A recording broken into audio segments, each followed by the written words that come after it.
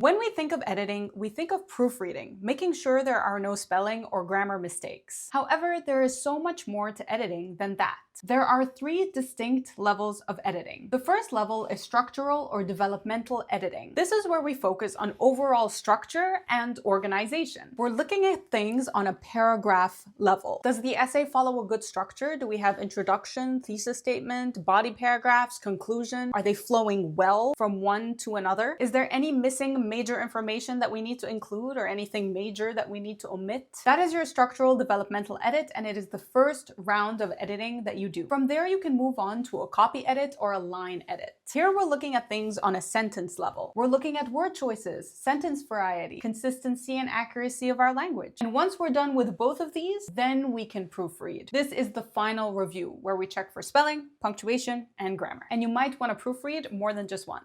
And lucky for us, we also have some cool tools like Grammarly that can help us, but make sure you don't rely solely on them because they don't catch everything. Now, when you're editing an essay, you are editing your own work. You don't have someone else editing it for you, which can be harder because you're used to your own work. So let's go over some self-editing tips to make the process easier. Tip number 1, keep it relaxed. When you're done writing your essay, stop, put it aside, and wait a few hours before you start editing. This will give you a fresh perspective on your essay and make it easier for you to catch mistakes. Tip number 2, keep it fresh. Read your writing in different formats. It might be helpful to print it, take a physical pen, and edit it manually. The idea is that we tend to scan read, especially our own writing. So by reading it aloud or printing it, you are slowing down the process and forcing yourself to focus on the writing rather than just scanning through it. Tip number 3, keep it specific. So in every round of editing, focus on a different thing. So for example, in my writing, I tend to start a lot of sentences with conjunctions and I tend to use a lot of dashes. So I'll dedicate one editing round to just finding those 2 things. Also, creating an editing checklist can be a great help when you're self-editing. You can grab our editing checklist as a part of our Writing an Academic Essay bundle. It includes all of the slides from the series and cool resources like this. The link to that is of course in the description. Tip number 4, keep it concise. When you're editing, try and remove any redundant information and filler words, even if you have to reach a word count. If you do need to reach the word count, try and replace the filler words with more ideas. When you're removing redundancies, it does help to use a pen to scratch out filler words. And finally, the last tip is to keep it consistent. Some things you can check for is